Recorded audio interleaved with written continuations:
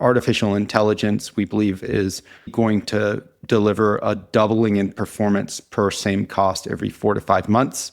Imagine that you have to take one Robo-Taxi to the border of California and Nevada and then get out and get into another Robo-Taxi because there's a difference in the rules of the road for how Robo-Taxis can operate. That's clearly not efficient. Kids are smarter. Literally, like, pollution makes you dumber. If you, like, one of the reasons to ride in a Tesla is because you have a good filter in the vehicle. But I think you can safely say that the tailwind will be towards, hey, this technology that is like better for humans, better for the world. Imagine you own a Model Y, a new Model Y, great car, with FST, and you own FST. That's the equivalent of a modern taxi medallion once if the Robo-Taxi network launches, right? It's a moment of profound acceleration. And it has, like, in every spot that you operate and occupy, there is something that is, I think, going to be dramatically changed by technology. There seems like there is a giant embracing of innovation, technology, and the future with some of the recent happenings that have occurred in the United States, at least from an administrative perspective, like the government. It seems like they're just giving a big hug to innovators. Elon Musk as the prime example, right? And I'm wondering, since you specifically and ARC, y'all cover innovation and the future and how it's going to pan out so closely, have the recent developments in the last few weeks and months, has that changed your trajectory? Has that changed the way you're thinking about it? Does it validate your thesis? I just want to start there because I feel like that's going to give us the ability to go 1,000 different ways. So let me know how you're thinking about that. Yeah. I mean, I think it's important to acknowledge and understand that kind of the regulatory or the governance impulse that arises with technological transitions can hold back new technologies. It's probably like the primary risk to technological diffusion and really the profound productivity advances that we think could come from technologies. And we're at a unique time because technology is moving so quickly. So on artificial intelligence, we believe, is prospectively going to deliver a doubling in performance per same cost every 4 to 5 months. This means that kind of traditional tech, it takes 2 years to get a doubling in performance per same cost. So the last 5 years is going to be like the equivalent of 25 years in traditional tech. So the tail half of this decade is going to be like living 25 years of technological history, all compressed. And certainly the regulatory apparatus does not move that quickly. In fact, it moves a lot more slowly even than traditional tech. And so you're probably going to end up with technologies that are moving more quickly than kind of like the political system knows how to cope or deal with. And so far, we've seen there's going to be a diversity of political responses. I think the EU is radically consigning itself to the dustbin of history with the way that it tries to regulate technology. They're already kind of polluting our technological lives with these stupid allow cookies pop-ups.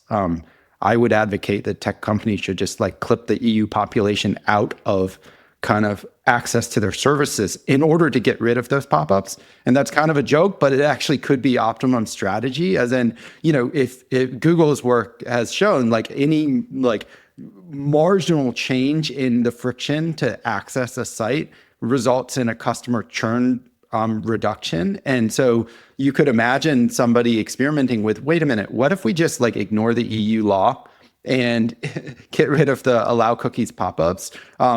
Cutting out the EU population may be more than made up for the fact that we would get actually better commercial traction in the US or in other geographies. And so I think that now the way we model technologies, we don't try to explicitly model in subsidy or regulatory friction we basically design as if kind of the technologies are going to speak for themselves and force the political process. And it's because kind of the politics are so idiosyncratic and it's hard. I think it's much harder to forecast than the underlying technologies because the politics are subject to the personalities in the room at the time the decisions are being made.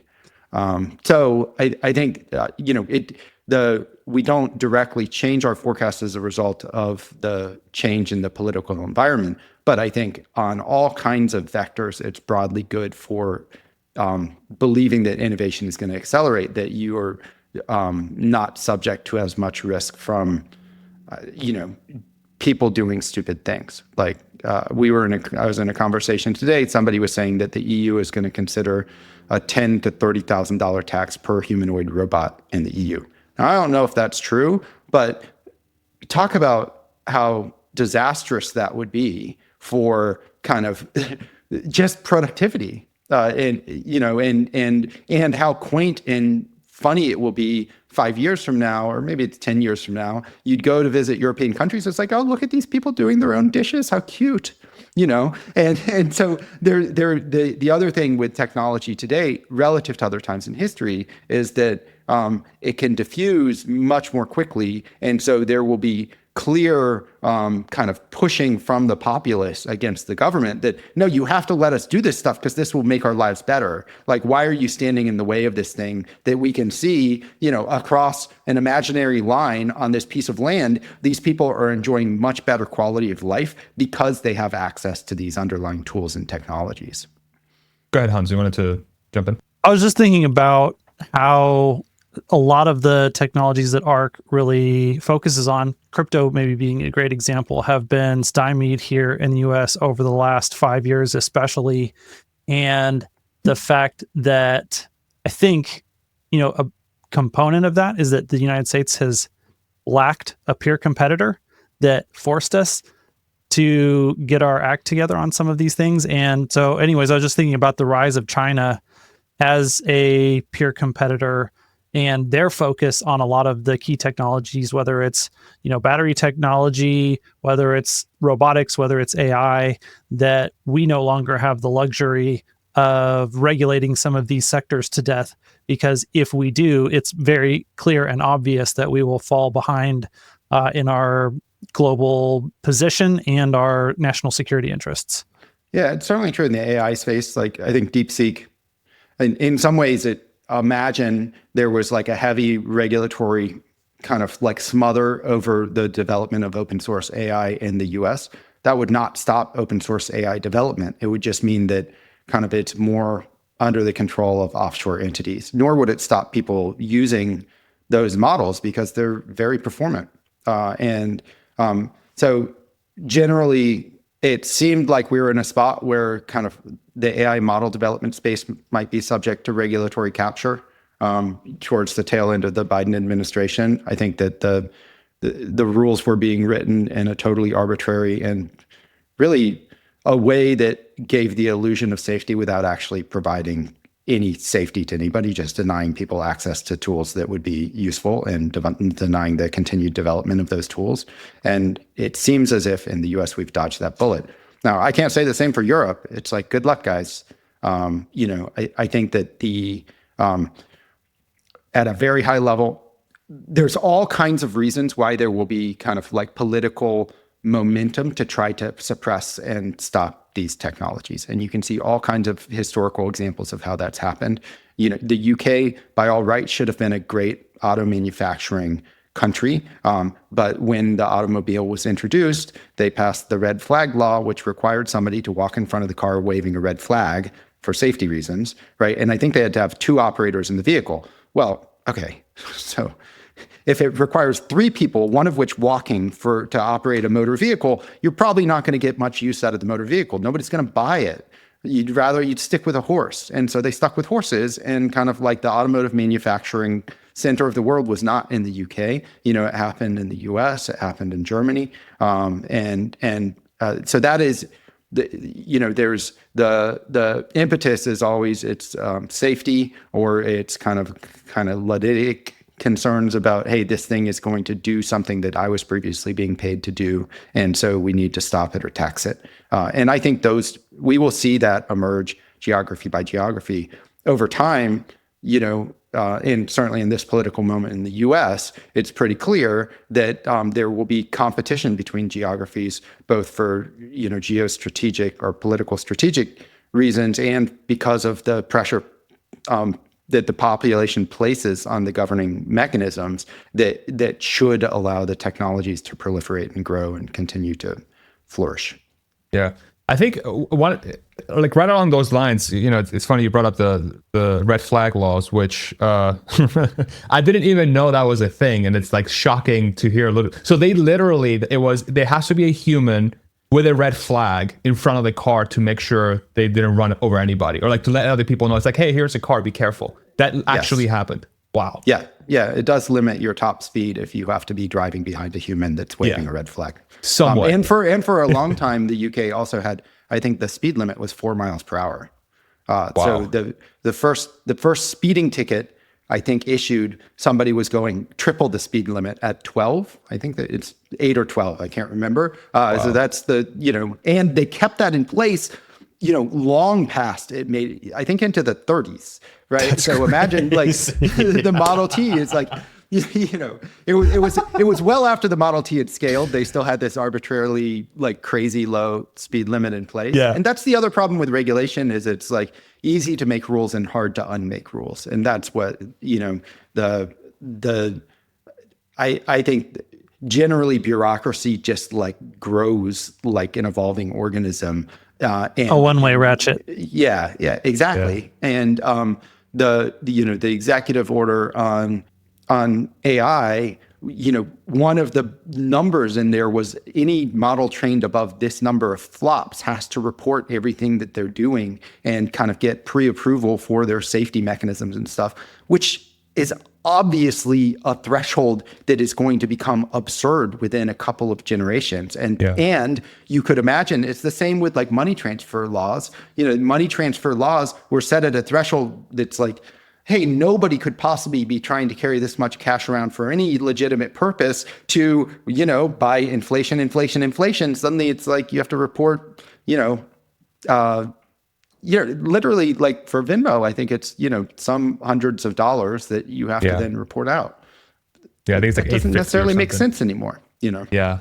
100% agree. It's funny, like the real quick story, and then I'll ask you sort of this question about the regulatory environment. But when we went to Mexico, we were in Cancun, and we went to Chichen Itza, and they had these roadways where they were blocked off with construction. There were these giant things that said "Don't enter," but the law required people there holding flags saying, hey, there's a barrier here, don't fall asleep, right? Kind of thing. It's like, well, the barrier is not obvious enough. You need somebody holding a flag to make sure people don't fall asleep because they had it. Anyway, it's great. Okay, so the reason why that's interesting to me is if we think about self-driving cars, and again, this is very like geographic dependent. Europe seems to be a lot more strict around this. The United States less so, the China even less so, right? But there seems to be a time now where and you tell me if I'm thinking about this incorrectly, the forcing function of the technology to drive the cost much lower is finally here, especially with the advent of vision-based systems like Tesla's doing with their cars,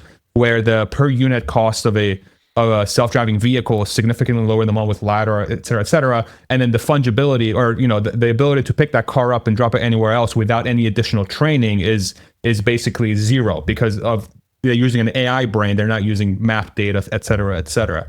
And so the thought process there is as you yank the human out of that car, then your cost per mile drops by 60, 70, 80%, whatever that math is. Let's say a Cybercab versus a Toyota Corolla with a driver, whatever, but it's significantly cheaper, right? So now we have an equation that says, okay, driving is going to get or transportation rather is going to get really cheap. And in places like the United States and China specifically, at least in areas of the United States where self-driving is allowed, I think a lot of these regions are going to start to notice, hey, moving around just got really easy because these things are freaking everywhere because they're very cheap to manufacture. They're extremely safe. They're private, right? I'm the only one in the thing, or me and my friend, we don't have to worry about a driver in there. And they're cheaper than anything I could hail or even anything I could own potentially with enough time. And I feel like that might drive, like with sort of like the opening thing you went through, which is very helpful to think about. That's going to drive the regulation whether we like it or not. Like as long as people see that it's very cheap, it's going to be very hard for regulation to step in and say, yo, this is not allowed, because people are going to be like, how come I can't get to the airport for $5 instead of paying somebody $50, right? So kind of help me think about how you're viewing this landscape in the next coming years? Because to me, it feels like a done deal. You tell me, but it feels like a done deal. Well, I mean, I think I'll stick to the US where I'm kind of like, I know Europe's limits are arbitrary. The US system right now, to get a driver's license, the state is issuing that driver's license. So each state can have their own requirements for who is a driver. Whereas like at the federal level, they are kind of regulating the underlying hardware. They're saying, yes, this is safe and safe to go on basically the interstates that we own and control, which effectively means the roads generally. I think that it probably would be more efficient. In fact, I'm sure it would, for kind of like the driving function with regards to autonomous vehicles to be managed at the federal level. It doesn't imagine that you are trying to get to Las Vegas from LA, which is kind of a hellish drive. It's a little too long, and you go through a long desert. And if you're driving back from Vegas, it's particularly bad because you've probably had too much to drink the night before. Terrible. You don't want to do it, right? So then people fly, which is also inefficient because going through the airport and going through airport security, you're probably taking as much time to fly as to drive. But it doesn't make any sense.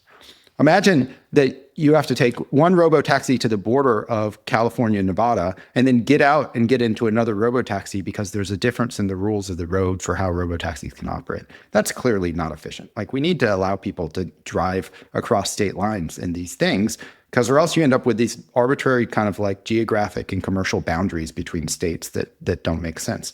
And so I think that kind of a federal regulation that says, like, if you meet these certain minimum standards of safety in terms of demonstrating that the vehicle can drive itself, statistically, then you have kind of a license to operate, or there's some kind of federal pressure on states to have a common set of rules that everybody can apply for at the same time across the states.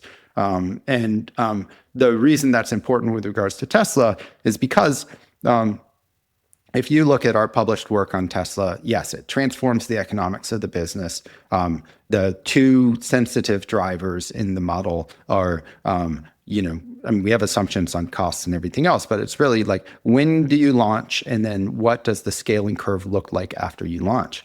Now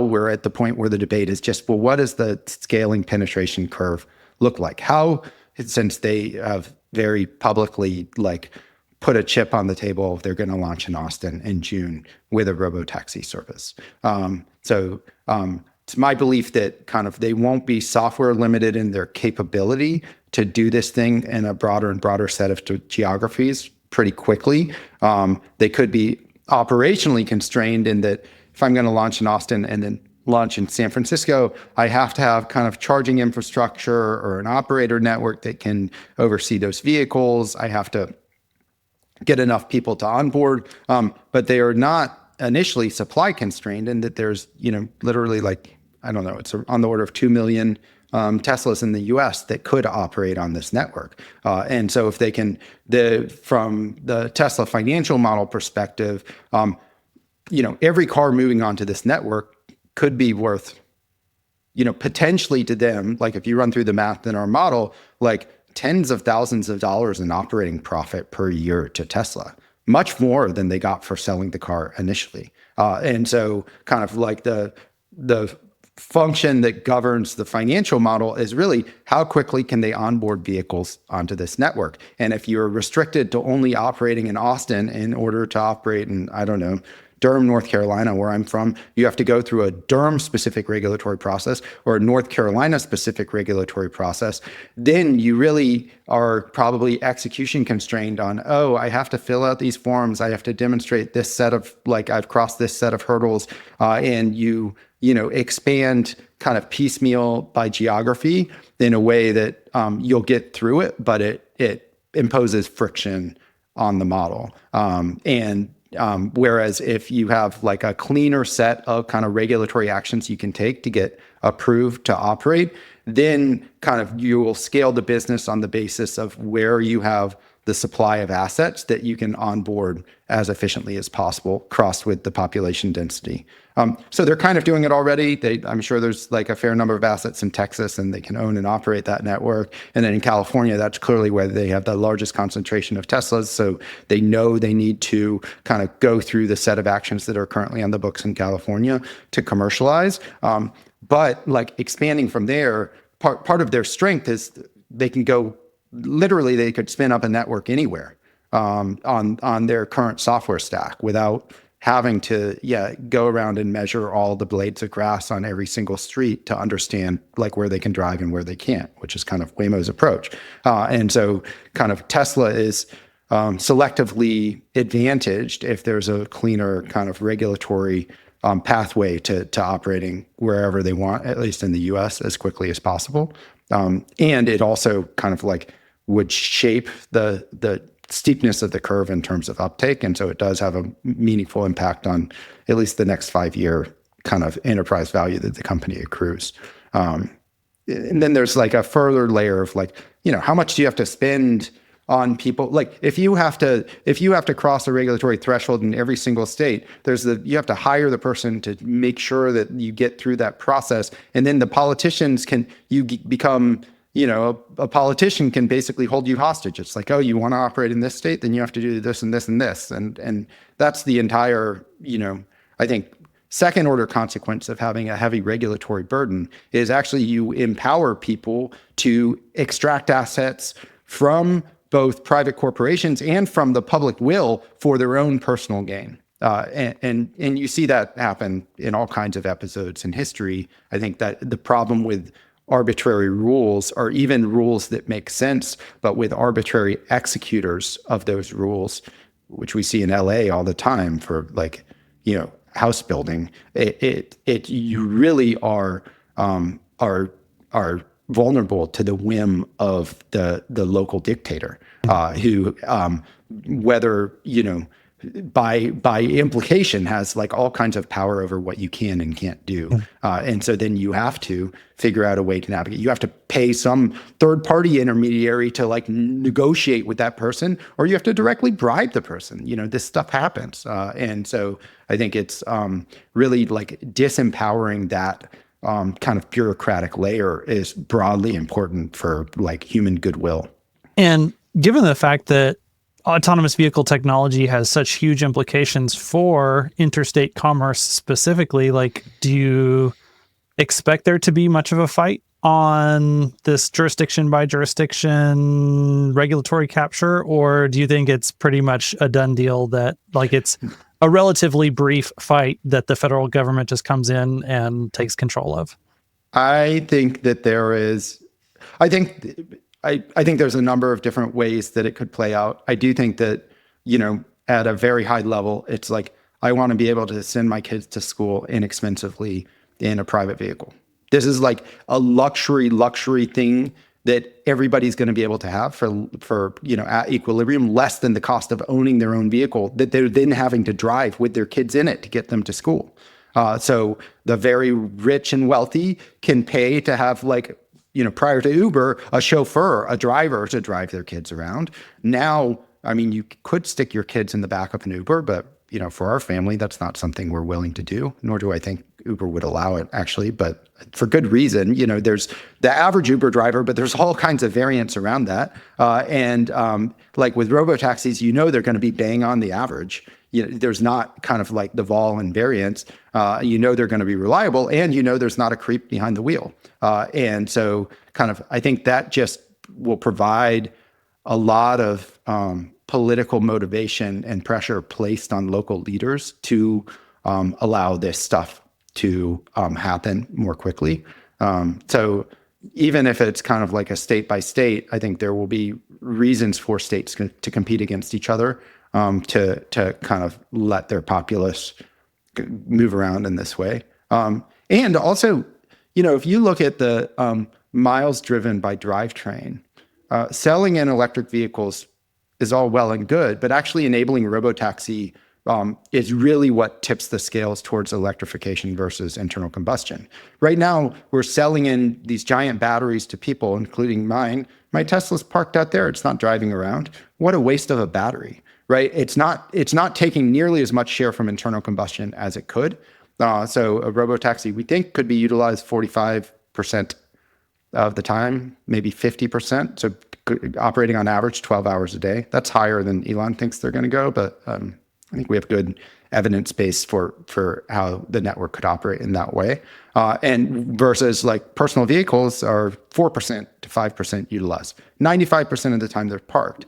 So if kind of like the inexpensive transportation service like drives battery utilization, what does it take from? It means people leave their internal combustion engine cars in the garage.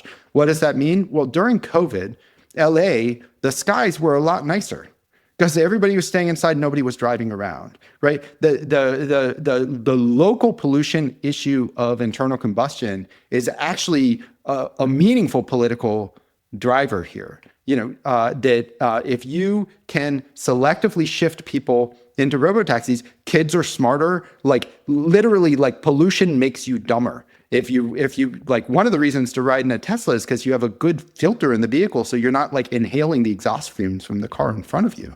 Well, let's eliminate the exhaust fumes entirely. That's what Robo-Taxi will enable, and that will also give kind of political incentive for local leaders to enable and facilitate people to ride around in electric vehicles rather than driving internal combustion that they've already paid for, so they otherwise would fight tooth and claw from being taken from them. Well, provide them with a solution that's economical and actually more convenient for those people, and they'll take that solution.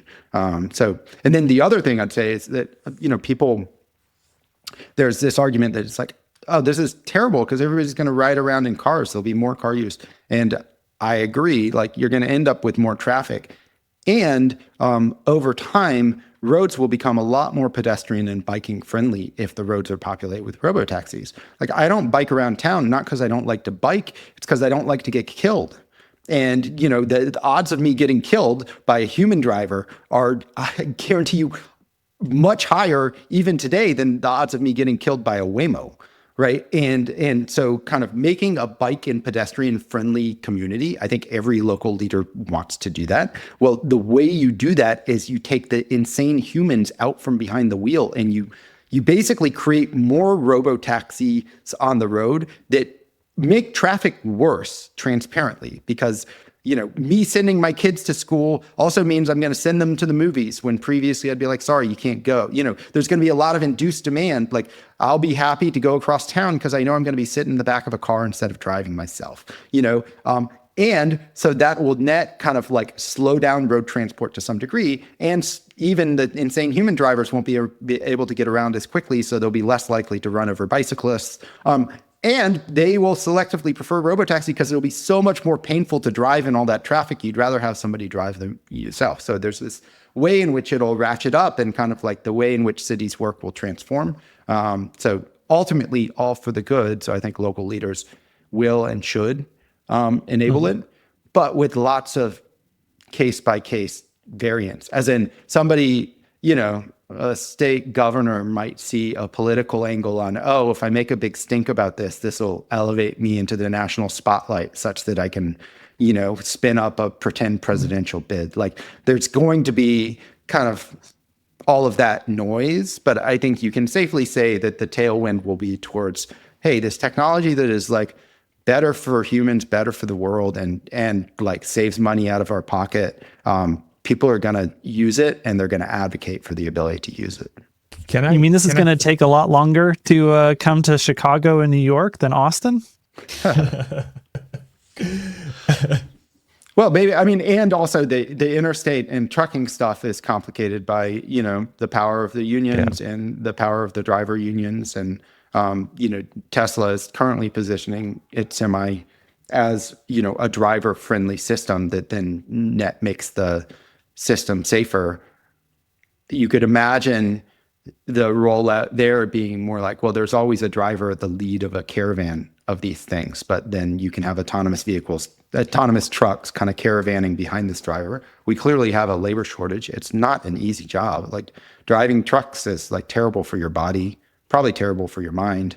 And really it is something that people should want to kind of cede over to autonomous trucking. And there will always be, I think in all these cases, there's going to be a market for the human labor component, either in the operations center, like overseeing it, or, for extremely wide loads, like for extremely technical tasks, you're probably going to have very specialized drivers who are going to still do it on a human basis or be assigned to like directly facilitate or supervise the robots that are doing it for them. I think that'll exist for a long, long time.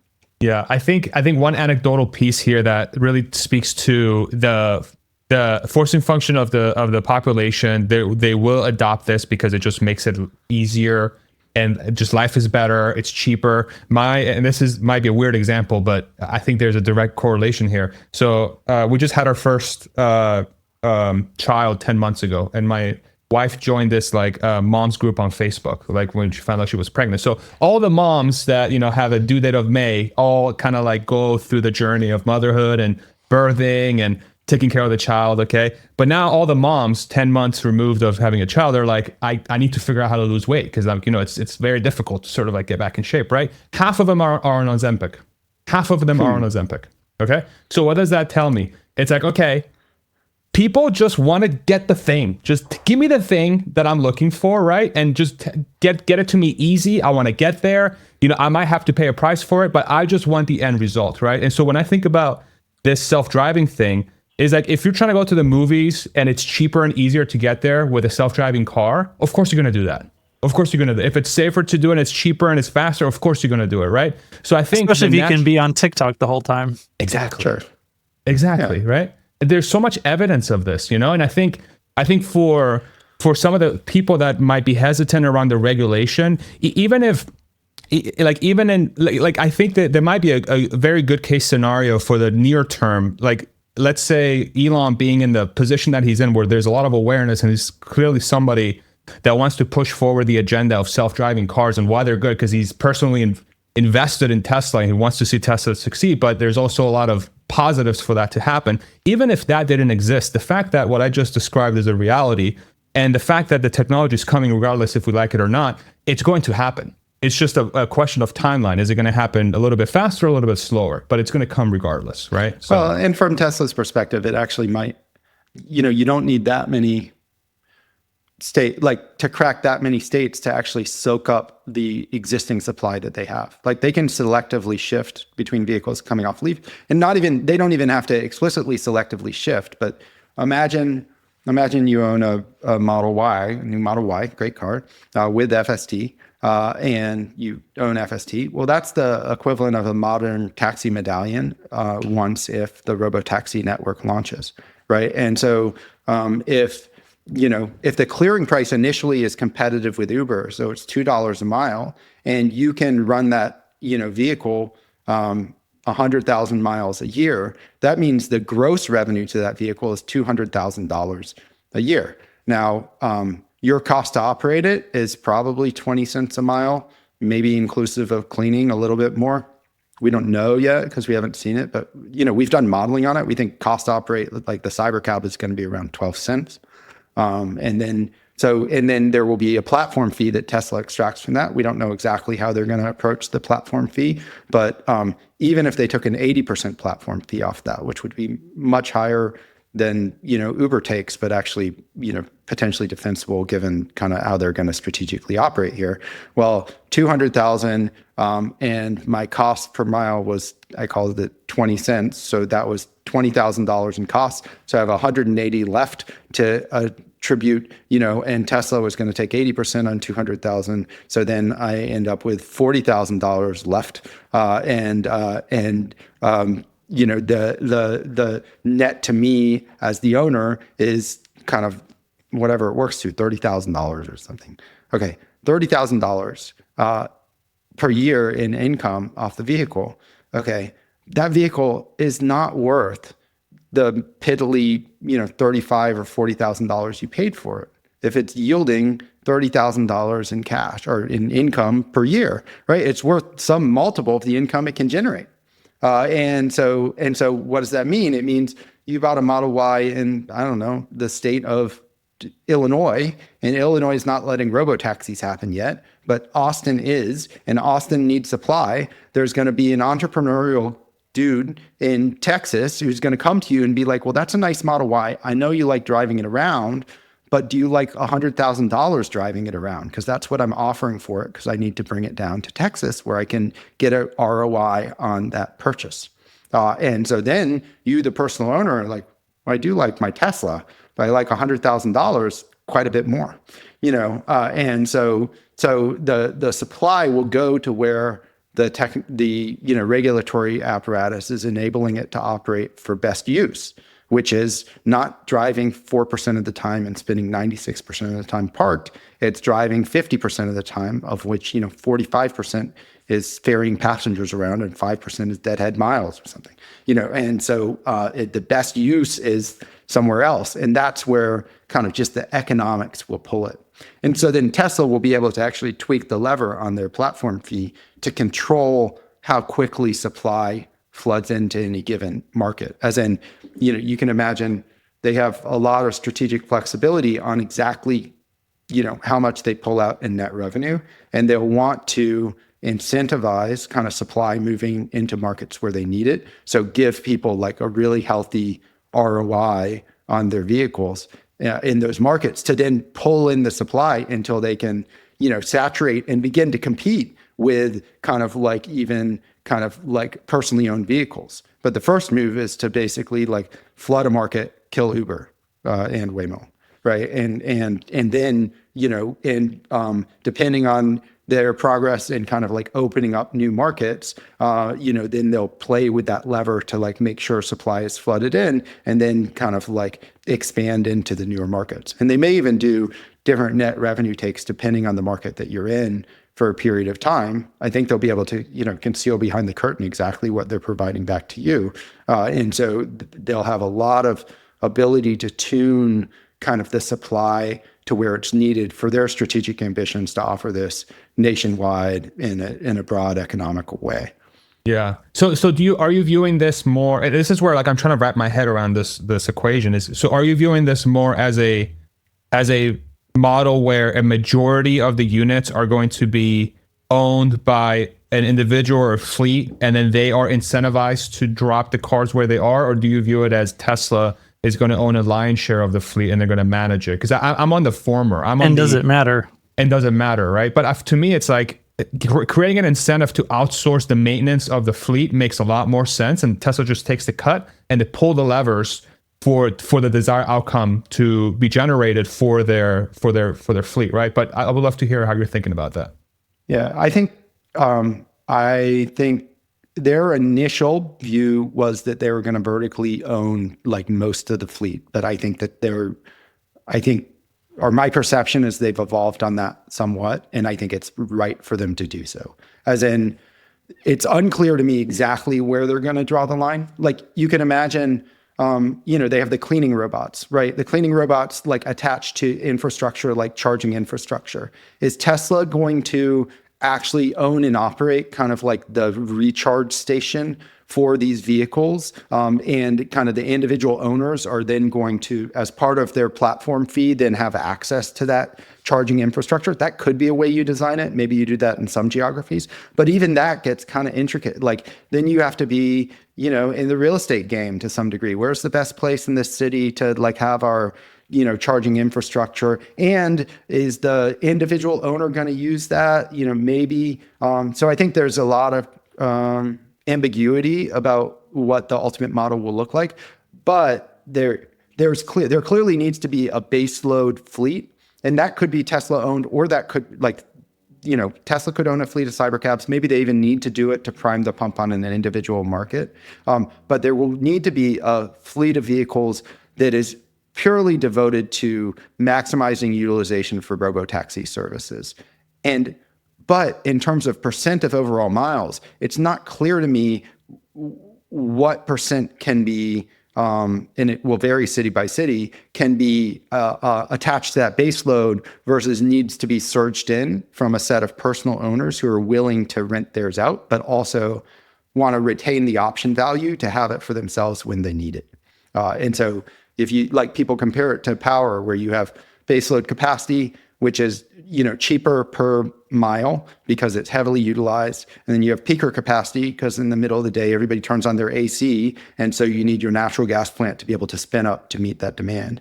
That's kind of like the mental model for what's going to happen here is you'll have some set of vehicles that are kind of basically they are always taking fares except when they're getting cleaned and charged. And they can do that during the slackest period in the network, which is the middle of the night. The challenge in mobility as compared to power is peak to trough in power. It might be like a doubling from trough to peak, right? Like you have base load that can occupy 50% of the market. Then you have a peak that needs to go up to double that. Again, varies by geography and weather, et cetera. In roads, the trough is 1% of 1% of cars are on the road compared to the peak. As in, there's like a 100x flex between trough and peak. So, in some way, like whatever that base load is, needs to design somewhere above that. And so it's unclear to me what the breakdown is going to be. We're actually going to do some modeling on it to figure out kind of how the economics will play out. A net, it's important to Tesla that they can have these personal owners who are out there kind of retaining rights to the vehicle to use when they want, but then that can be induced into the market given an appropriate price signal so that you can kind of flood in capacity where you need it. Waymo's economic problem right now, and I just did this work a couple of weeks ago, but in the Public Utility Commission data, you can see Waymo's utilization. If you do the right transformations to the data, you can see Waymo's utilization rate basically, and also their deadhead miles, like what percent of miles they're actually able to command revenue against. The net is they spend more than half of their time parked waiting for somebody to beckon them. And then when they are beckoned, they drive as many miles without a passenger as they drive with a passenger. So you do all that when the Waymo is available, not getting clean, charged, or under maintenance for getting flagged. And they may even be like just pulling some of them off, not like waiting out there in the middle of the night as well. So we don't know what full utilization rate is, but we know the most they can possibly be utilized right now is less than 25%. So they're spending most of their time parked, most of their time driving around, and when they're driving, most of their time driving around without an actual passenger in the seat and paying revenue. And so the problem they have is, imagine you you put enough assets in market to meet peak demand. Then you kill your utilization rate because you have the assets just sitting around the whole time. So they have a bias to under provision relative to peak. But then it means they can't be relied upon. So if it's your service that you sometimes take when you think it might be economical to do it, or you think it might be available, like it's not going to take 20 minutes, that's actually a much worse competitive position than the thing that people do every time. Right. And so then that's it. So by biasing to under provision, it means they can't be reliable, which means they can't have enough vehicles in market to get like the density required to keep the deadhead miles down. Like if you think about those driving from like 5 miles away to pick up another passenger 5 miles away is economic death. You actually want like your next hail to come right next door to where you want the person getting dropped off and somebody hopping in the vehicle right behind them, because then you drive your revenue utilization really high. And so that's why Waymo is having to sign partnerships with Uber, because Uber has kind of like a distribution advantage against them, because Uber is the place people can go and be like, oh, I can rely upon being able to get a vehicle here. And then Uber can flex to Waymo for some of their base with the drivers surging in for peak. Well, Tesla's going to be able to offer that full package within an autonomous space. So even if the Tesla vehicles were the same price or same cost to manufacture as the Waymo vehicles, which they're not going to be. I mean, like I think the sensor suite on Waymos may cost as much as the cost to manufacture the entire Cybercab. So obviously Waymo is going to be offsites on that basis, but also being able to offer full stack autonomous, including kind of induced supply during peak, offers a competitive advantage versus what Waymo is going to be able to offer, just because they don't have that kind of like personally owned segment that can surge in. And I think the other thing too is because of their ability to have because they can basically go anywhere at some point, and the fact that their cost per mile is going to be so cheap, so low, those periods where they might have that peak to trough is 100x, right? I mean, what's to say that it doesn't open the demand, or it doesn't open some sort of market for these cabs or these things to be used for transportation of goods instead of transportation of people? Yes. And all of a sudden you're creating a brand new market. So like in the same way that you're trying to incentivize people to use electricity at night to charge their cars, now you're incentivizing people to move goods at night instead of moving it during the day, right? Yeah, think about why does parcel delivery take place during like the peak traffic hours of the day? That's an insane, dumb thing. It's crazy. Yeah. But it's because like UPS drivers would command a much higher wage if they were forced to work overnight. Nobody wants to like be working overnight. And pair that with a bot, you can do door delivery. Yeah, it's exactly. Yeah. I think that so then that's the the way Uber tried to like, there's an overall incentive to try to like squish the utilization, to basically flatten the utilization curve. So Uber Eats, the strategic rationale there is like you have like traffic peak, then you have a trough during the day, then another peak, and then you die at night. Right. And so just to try to lift that middle of the day up towards the morning and evening rush hour, you want to supplement with kind of basically people ordering lunch. And then you want to extend the evening rush hour into kind of like a little later at night by offering the dinner. And then I guess you're hoping that people are going to order very expensive coffee from Uber Eats in the morning. I don't know if that one works. And like, I think that tracking parcels is actually a lot easier than cracking Eats. Like that food delivery business is incredibly costly because you have to try to onboard all these restaurants. You have to maintain the restaurants. You have to digitize the menus. You have to like coordinate I think it's probably a huge pain to operate and administer. And it's a big drag on margins for them, I'm sure. And so the kind of, I think there's a much more provocative and interesting utilization approach. And yes, provide these services and then kind of try to penetrate into the parcel space. And I don't know exactly what the strategy would be to do that. Would that be like trying to induce UPS or FedEx to use your assets and you provide a bot that will deliver it to the front door?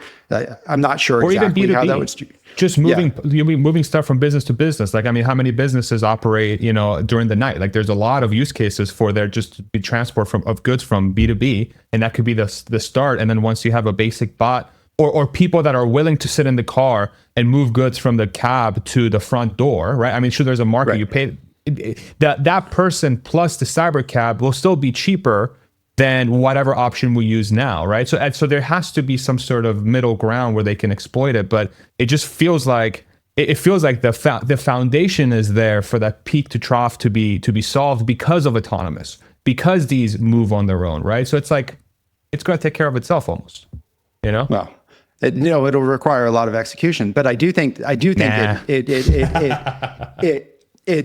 mean, yes. That's what markets are for.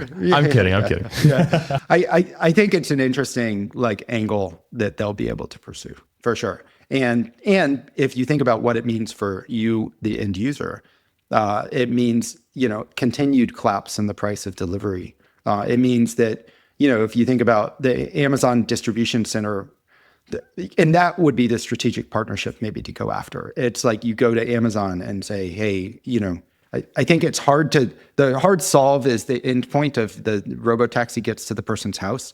Maybe the person is willing to go out and grab something from the Robo-Taxi up until a certain time of night, where it's like you can schedule an Amazon delivery that is a same day, delivery between 8 and 10 p.m. for free. And that's kind of like a intermediate solution before you have an Optimus bot that's sitting in the front seat that can take something out of the back of the car, which would be kind of silly, but might be where we end up. Yeah.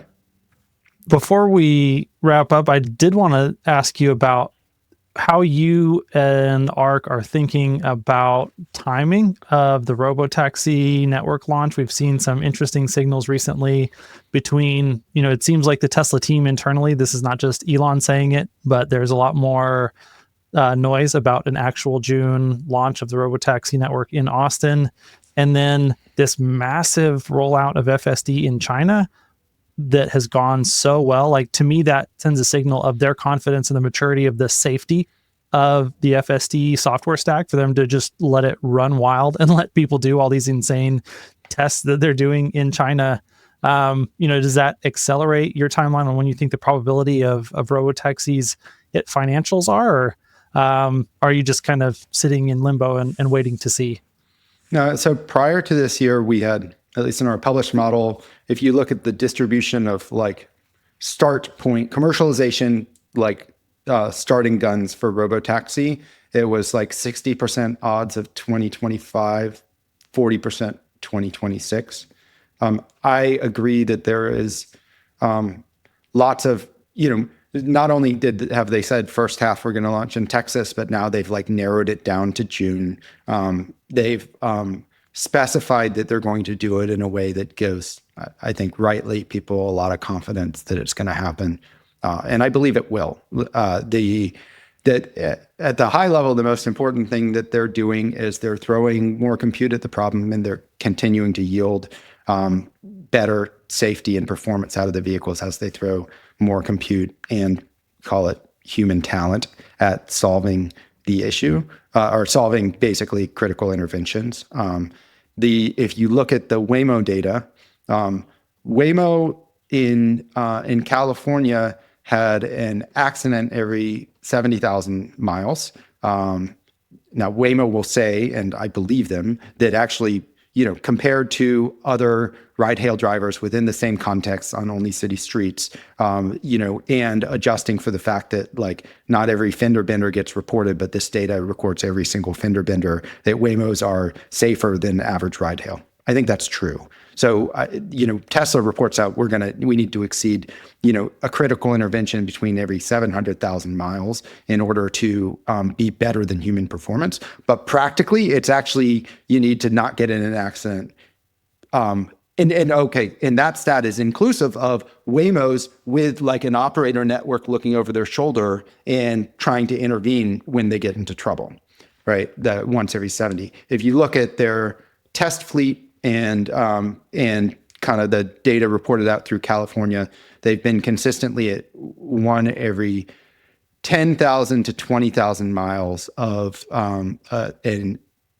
critical intervention that interceded in before an accident. So you can imagine that it may be that they are launching commercially at 10 to 20,000 miles per intervention. The operator network basically reduces the error rate by roughly 3x to get up to that 70,000 mile milestone. Tesla, at least as they say it, they think they are now crossing the threshold with the current FSD stack of once every 10,000, or you can infer that from the numbers they've put out. And there's no reason to believe that suddenly they're hitting the wall here. Like, there's plenty of evidence in all of AI that this stuff is not slowing down, it's accelerating. Even the Studio Ghibli-apocalypse or whatever just happened over the weekend where everybody's Studio Ghibli-izing everything. The power, an advance in the image generation models is actually reads through to like a lot of potential advance in robotics and Robo-Taxi, because being able to generate an image, you can invert that and use it for path planning, for simulation, for all kinds of downstream things in Robo-Taxi. And we know they're using diffusion models already. So the fact that kind of like AI is advancing in other areas is indicative of just how much more engineering work there is to be done to make these models better on the cars themselves. So net, we think that they're going to cross the kind of one every 10 to 20,000 mile commercialization threshold within the time frame that's consistent with commercially launching in Austin, and they're going to continue to improve from there. And so I think as the difference between having an intervention every 20,000 miles and an intervention every even 200,000 miles is also a difference in your ability to kind of risk going into a geography where you're not as fully tested on. Like, so that continued advance, like once they cross a threshold where it's like safer than human in all contexts within which we are testing, means you can even afford some degradation in performance by launching in a geography where you aren't, like currently tested, knowing that kind of it's going to continue to improve as it's in that geography, and kind of like more fully ingest the data and mapping of that geography. And it just gives you like more confidence in your ability to scale without taking up too much of your risk budget. And then that just a bridge to China. Yeah, it's clear the system is wildly performant because they're able to launch it in China without even training on local Chinese data, just off data that they've managed to scrape off the internet because of China's restrictions on. Definitely has huge implications for their ability to do training and simulation, like that they were able to translate publicly available data into such a performant model. Yeah, and just the generalizability of their system.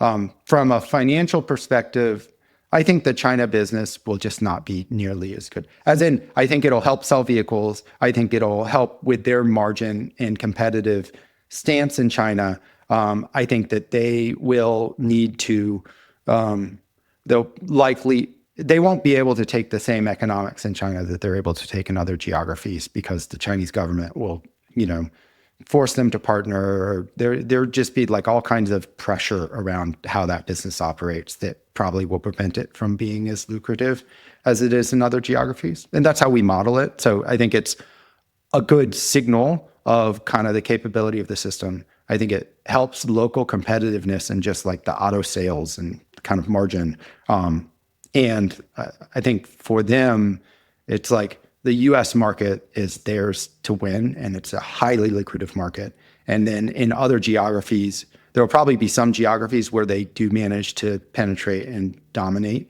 And then some where, going back to the regulatory side, it's like, is the Korean government really going to let a foreign manufacturer totally dominate the Robo-Taxi market in Korea?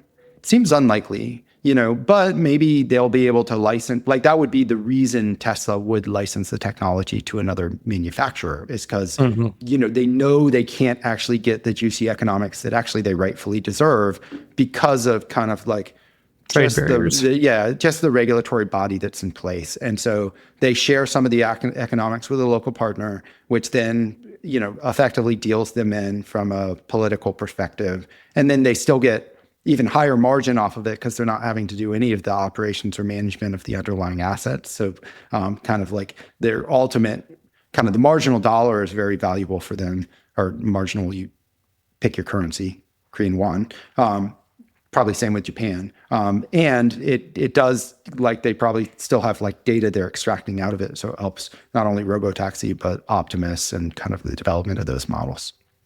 Awesome. Brett, thank you so much for coming on. I want to be respectful of your time. We have to have you back if that's okay. There's so much to talk about. My God, it's like such a wealth of knowledge, such interesting times. We didn't even talk about humanoid. We didn't talk about crypto. There's so much we can talk about. But real quick, tell people where people can find you. X, wherever, ARC, all that stuff. Give us all the plugs, my friend. Sure. So I'm at Winton ARC on X, and usually post provocative charts. I also host the FYI for Your Innovation podcast for ARK Invest. So please subscribe. We have, all kinds of, especially if you're a truck driver and driving the truck is rotting your brain. This is a good way to counteract. Yes. Listen to me at 2x speed. That's my advice. And then, arc-invest.com is where all of our research lives. We have an amazing research team. We have a big ideas report that, covers all of the technology areas that we cover. And I do think that it is good to live in such interesting times. This is, it's a moment of profound acceleration. And it has, like, in every spot that you operate and occupy, there is something that is, I think, going to be dramatically changed by technology. And the best, people always ask me, it's like, well, what should my kids do? Or what do I think about education? And the main thing you need to design for is to be in a state of continuous learning and experimentation, because the underlying tools are changing so quickly. And so that's what we're doing inside of ARC organizationally. It's like we have to be like gearing the org so that we can use these tools efficiently to be smarter, better allocators of capital across private, venture, public, the whole soup to nuts. And then so that's the, ARC pitch. And yes, I'm happy to come on in the future. Technology is so fascinating and fast moving. So it's so fun. Yeah. And as a new father, honestly, like that whole education angle is like, that's something that I'm starting to really think about deeply. So it's it's an unbelievable change. But yeah, Brett, thank you so much for coming on, and really appreciate you, brother. Thank you so much. All right. Cheers. Welcome to fatherhood. Thank you. Bye.